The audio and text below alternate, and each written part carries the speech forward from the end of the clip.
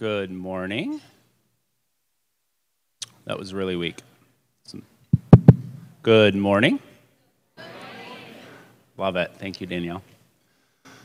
Welcome to day 2. We're really excited about what we have ahead of us this morning and this afternoon. We have a great day. Sonia and I are going to help us as a group kind of reorient to all of the things that we had coming at us yesterday. So we'll have a chance just to organize our brains a little bit. We're going to get us back into the work, and then we'll introduce our next speakers for our day and have just a lovely morning. If you are finishing breakfast, that's great. Please do so. Get some coffee. Settle in for a great day. So this slide represents some visuals, highlights from yesterday, from the breakout sessions, the learning that you experienced in the morning, and the powerful learning that you experienced from Dr. Ball and Dr. Golson. So we're going to give you about 5 minutes to share a takeaway or highlight, something that you're remembering from yesterday and still thinking about with your table groups. So we're going to use a round-robin process, share a highlight, a takeaway, and then we'll give you about 5 minutes with your teams. Have fun.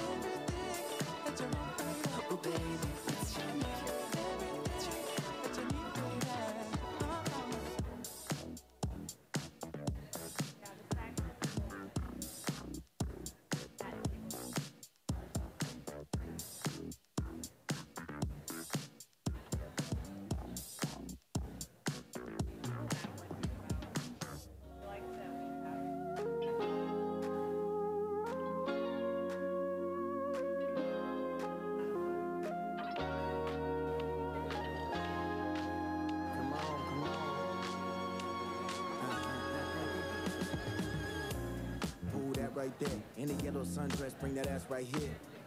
Smile, then she rolled her eyes. Baby, come with me and we could roll tonight. Looking at your aura, shit is so divine. I can take you to the top and we explore the heights. Hop in, let's enjoy the ride. This weekend love, keep it bona fide. Why you look like that? How you stole my heart? Why you cook like that? Apple in my eye, how I cook like that? How I leave you knees weak? Why you shook like that?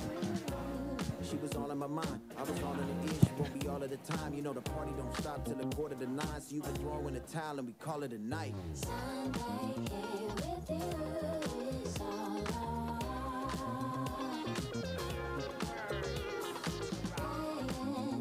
with you is just enough. We can love you all night. We can love. We can love you all night. We can love. Sunday here with you is all.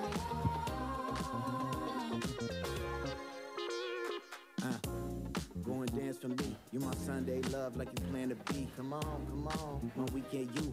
Monday through Friday, the weekday full. My fault, ain't no cheat day, boo. I'ma get us drinks, meet me at the DJ booth. Okay. Got cake like a B-Day, ooh. Just tell me I'm a dog, yeah, I need Jesus. It's a vibe, we fine, look like give me time. Baby, come through, baby, finish slide. Feel my hands move up your inner thigh. All right, we would like for you to pause your conversations. We would love to hear about some of the things that you were talking about at your tables with your team. Can we get 3 people to share some conversations that you had with your team that might be important to lift? So we'll take 3 volunteers.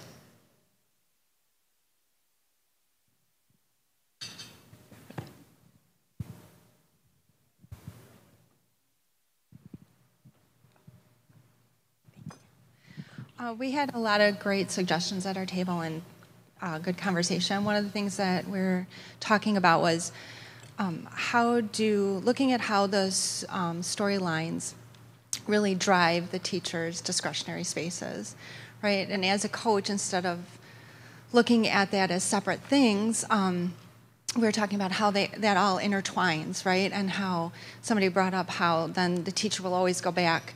Their takeaway was the teacher always goes back to what they're comfortable with, right? So if we're not looking at that storyline and disrupt that, then that's what they're going to do, right? And to have a greater impact, that we have to look at it a little bit more in depth. Yeah, so the impact of storylines when it comes to making decisions moment to moment, it's really powerful. Our table, each one of us went to a different breakout session, and we were talking about how on point they were and how valuable, and we all took something away from those breakout sessions. So kudos to those. Sonia, I think you maybe have something to do with those breakout sessions. Am I right? Thank you for the feedback. We really appreciate it. I was so grateful to have a great team of facilitators. They did a wonderful job. I do want to mention that the resources, the slide decks, the handouts, all of that is being shared on the app. So feel free to use it. We will take your feedback and revise some of the learning and package it up nicer. Thank you. Thank you for those resources. We were just discussing how helpful that was to have those resources and the videos attached with them that we can replicate some PD in our county with. So thank you. You're welcome. We're so grateful to capture the video footage across Michigan and so grateful for the teachers that have led us in their classrooms.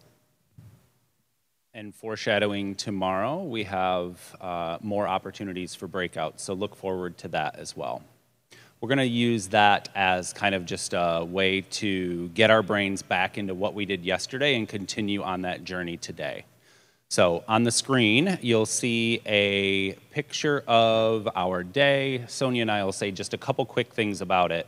We're obviously at the start of our day, 8:30 to 12. We will have a break in the middle there. We have lunch at noon. Dr. Amy Noel Parks will be our key speaker this morning. You'll enjoy the session with her, and just before lunch, we'll have an opportunity to reflect with our teams again. In the afternoon, we have our snippets of Maisie and Deborah again, and then Amy Noel Parks as well in the afternoon. Anything else, Sonia, you want to add on about our day?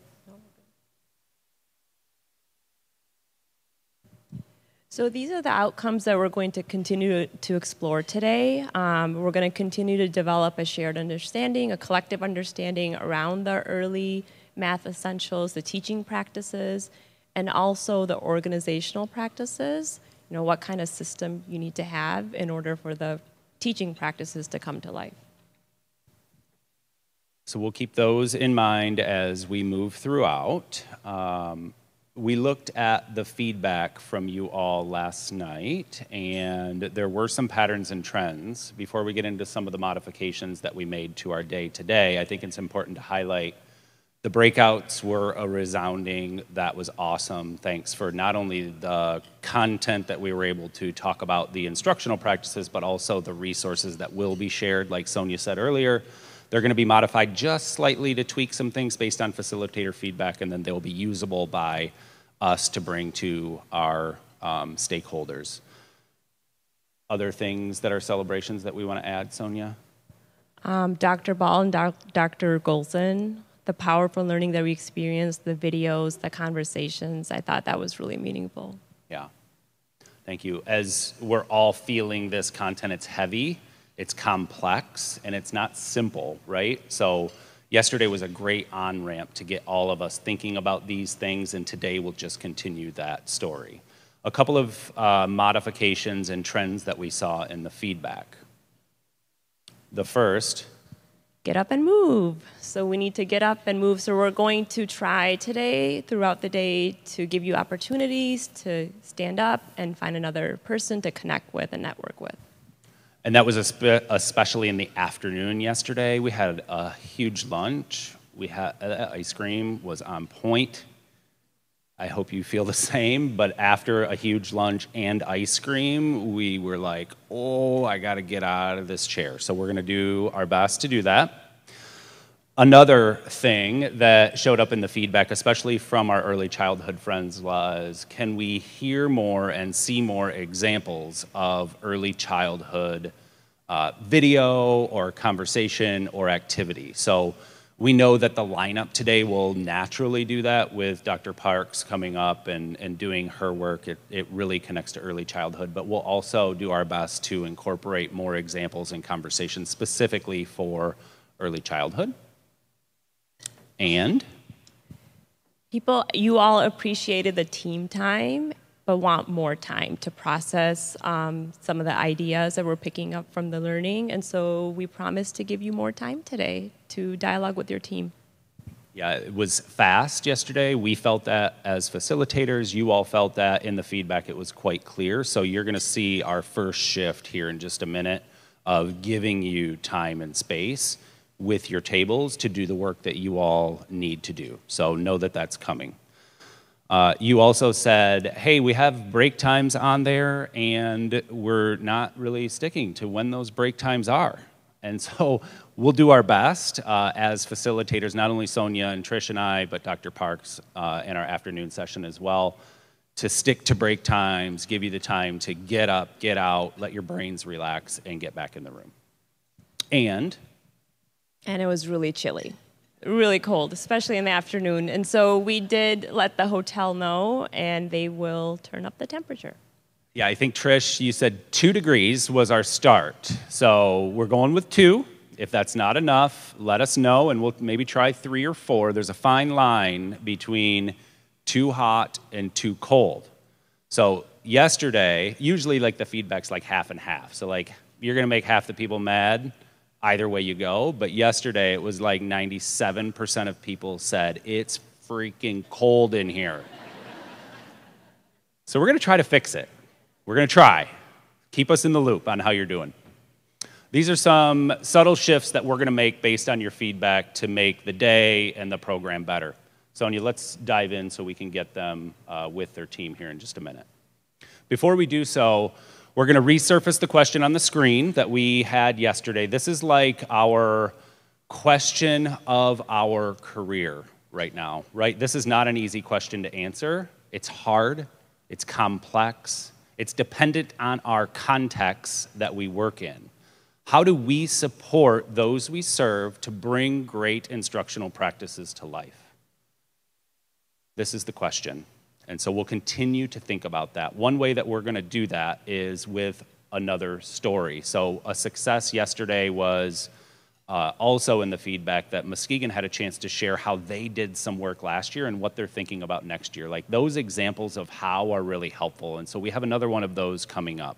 Sonia, can you give them an idea of what we're about to engage with? Yes, I have the honor to introduce Dana Golson, who is from Oakland Schools, mathematics consultant, familiar face, plays such an important role with the early math task force team and has been there since its inception. She was the original co-chair of the task force team, and so we're so grateful that she's here to share her story. And you'll notice, so Muskegon is a mid-size-ish ISD. Oakland Schools, which Dana will represent, is obviously a large ISD and some of the resources they have. And then this afternoon we have a third story from a smaller ISD and how they're approaching the work. So please, warm welcome for Dana Golson.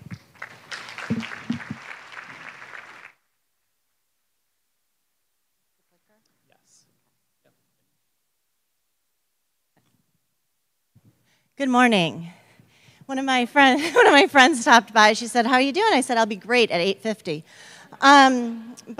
So thank you all for being here. And the first thing that I want to say is that this is our start into this work, and we have not figured anything out yet. We are just learning from doing and getting better as we go, and thinking about where we are in our own messy trajectories, which I'll reference a little bit later. But that was language that Dr. Allison Fox-Resnick brought into the group last year together. So for our work, we actually began in literacy. And so I said to Rusty when he asked me to do this, "Okay, but I'm going to talk about literacy, not just mathematics." And he said, "That's okay." So we started in literacy a few years back. Our first and only face-to-face session at the very start of the first iteration of our work in literacy was March 4th, 2020. And we did not have another face-to-face session in our work in literacy till March 4th, 2022.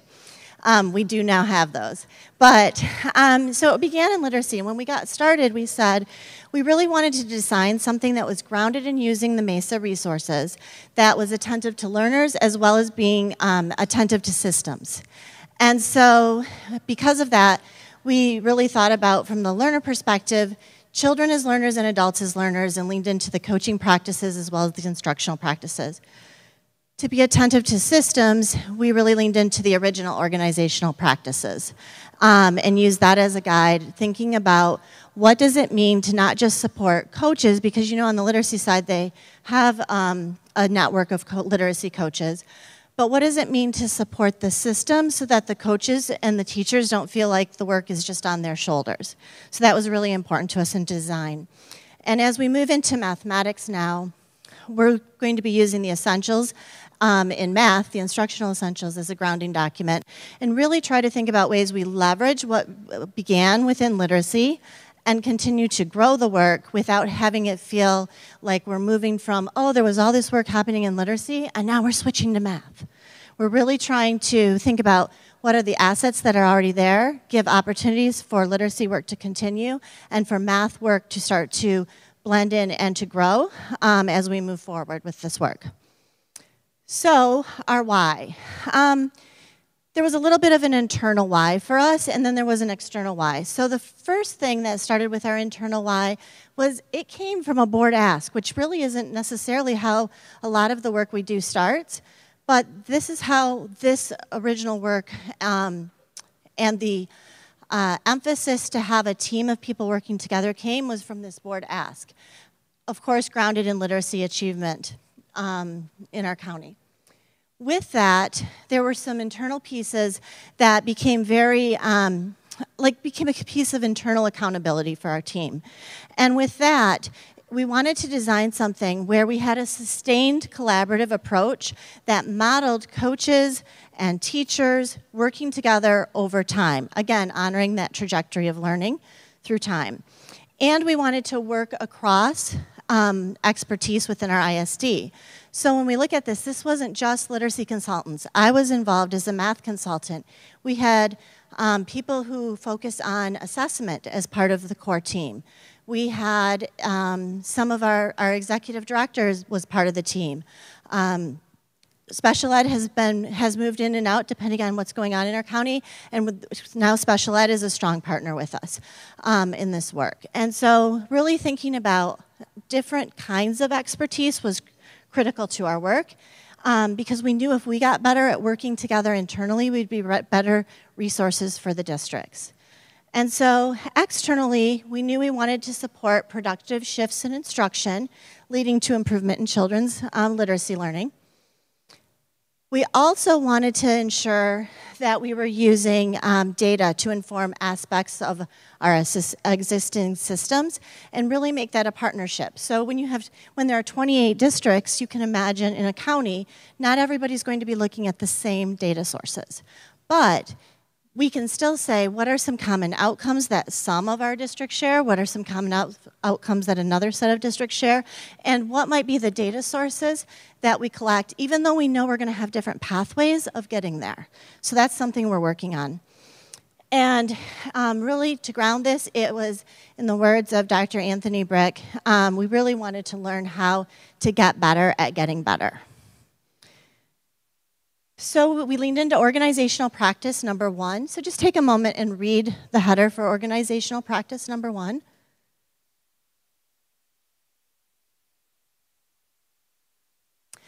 And then you have a quote down there, the team, the team, the team. The team grounds this work. It can't be about individuals. It can't be just about particular role groups. It's about a diverse team of expertise working together. So if you leave here with anything, one of our big learnings is the importance of the team and making adjustments to the team as you learn more about who needs to be part of your team. So for the what, not just having the teams, but thinking about what the teams were trying to do. So our what was really grounded in thinking about how do we bring together the work that's happening in continuous improvement in system within districts to the work that's maybe the PL plans within buildings. Sometimes our district continuous improvement efforts aren't tightly wound and articulated with what's actually going on in schools for learning. And so we really saw that as an opening and a tie to the continuous improvement process in Michigan.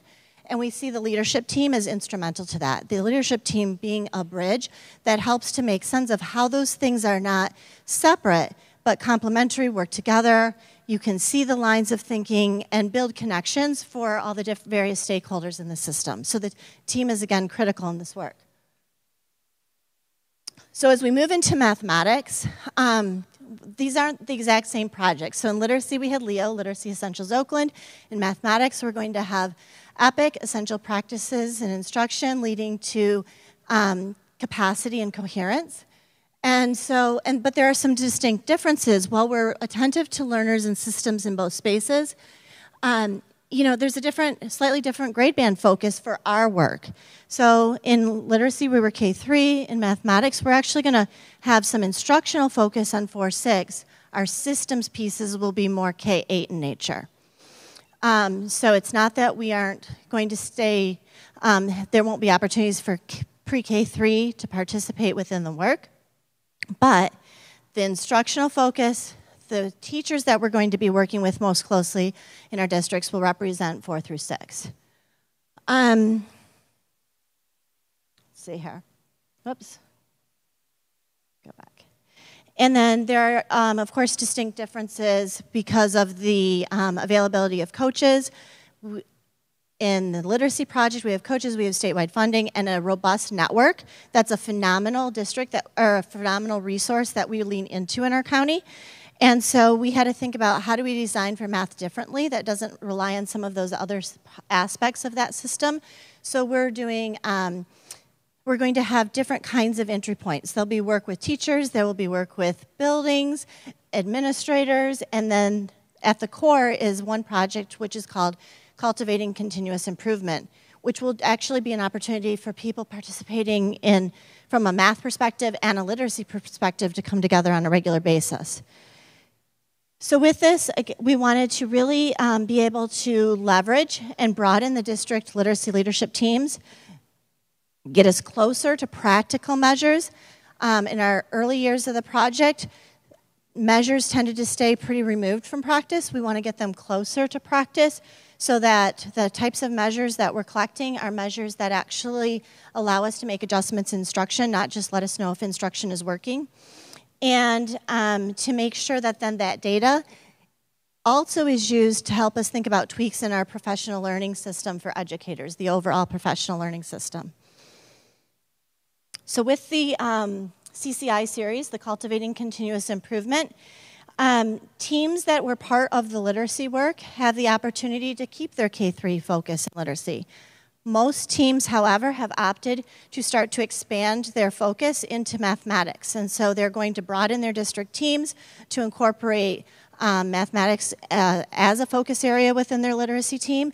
And some districts opted not to participate in the literacy efforts in the same way as a core set of districts, and they're choosing to now come in with simply a mathematics focus into the work.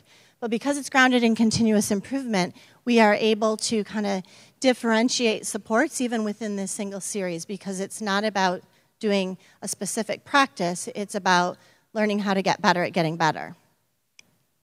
And so at the bottom of the screen there is the message trajectory. So in this series, we think about this series representing many of the things that Dr. Fox-Resnick spoke with us about, including those roles, the events, the routines, and the tools. So for the CCI series, we can imagine the purple pieces that are highlighted as events along the path. But embedded within that, there will be learning labs. The learning labs, the leadership learning labs, will be part of a routine. There are tools that are used in the labs. There are tools that are learned in other aspects of the range of supports that become incorporated within the routines. And again, the diversity of roles and expertise. So as I said at the beginning, we don't have anything clearly figured out that's the exact path to take. But we do have some things that we're learning from, we're continuing to grow, and it's going to continue to evolve in the years to come. And we're excited to start to transition into the place where we can really have mathematics and literacy be complementary work that's going on and not feel so siloed moving forward. Thank you.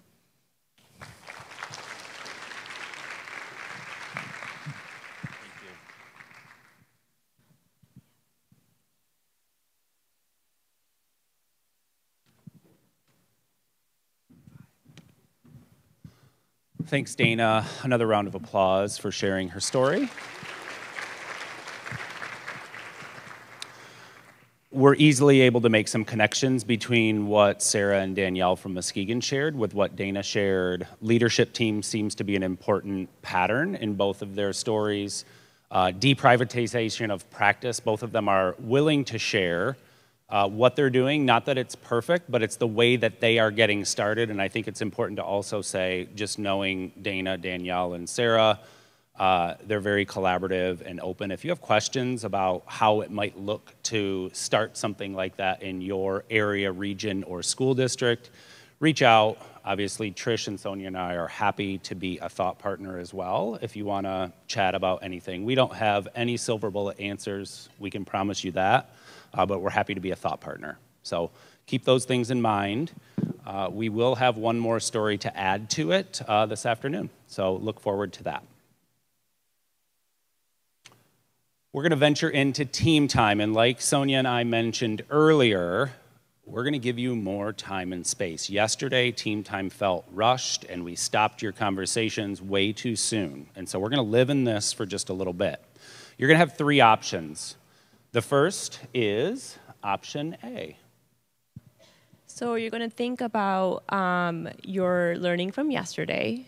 You got a chance to explore activities 1 and 2 and think about your current system. So you can go back to activity 1 and 2 and add more details about what are the ideas that we want our system to live. So as a team, you can say, is that something that would feel productive for us to spend about 20-ish minutes on? If yes, maybe option A is for you. If not, maybe it's option B for your team. Option B is just a chance for you all to talk about all the things that we've encountered yesterday and even at the start of our day today. So it's a chance to organize your thinking, main ideas, write them down, jot them down, and then talk about what are the ways that these new ideas fit into the work that we do. So that's an option for team time. And the third? Or you might want to understand and explore an organizational practice or an essential instructional practice. For example, Dana mentioned organizational practice 1, so maybe this is some time that you want to just dig into those bullets and understand it and know what that looks like. So for team time, we have 3 options. You have choice in doing what's right for you, and if you're like, Sonia, those 3 options are not it. See? Not it. There's the bell. If they're not it and there's a 4th option that's better for you, then choose the 4th option. We're not going to police you. You do what's right for you. So we gave you 3 great options. We think any one of them are great. If there's a 4th, have at it. We're going to give you until 9:25, which is about 25 minutes for you all to do the work that you need and want to do. Sonia, Trish, and I are going to walk around, not to put some pressure on you or anything like that, but we'd love to listen in and hear where you're at in the work, what you're talking about. We're happy to answer questions that you might have about the work with your team or even the project as a whole. So know that we'll be walking around, and you have about 25 minutes. We'll come back together at 9:25, put a bow on this, and introduce our next speaker. Enjoy your time.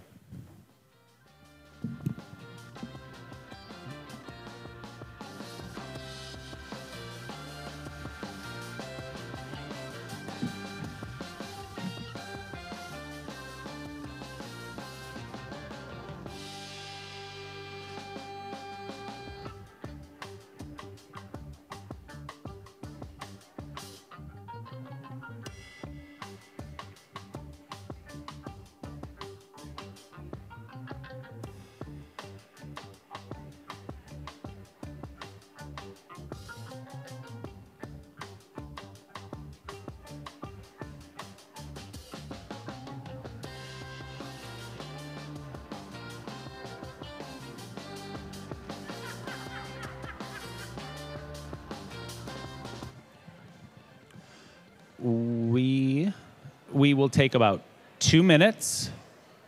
2 minutes if you want to just kind of organize your thoughts, write a note so that you can pick up where you left off. 2 minutes.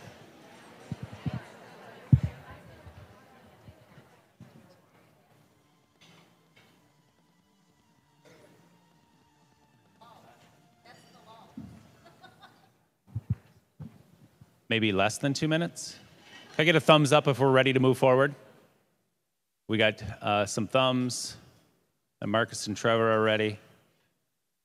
All right, we got like 6 thumbs out of 200. Is that enough? Okay, thanks. Okay, so we're going to go ahead and move forward. Know that this conversation time will continue. We have a chunk before lunch and some chunks after lunch, so we'll continue to give you time and space. Hopefully you appreciated that. We are going to move forward into introducing our next friend, Dr. Amy Noel Parks from Michigan State University. We're going to welcome her to the stage, and she is going to engage us in the next part of our morning. So, warm welcome for Dr. Parks.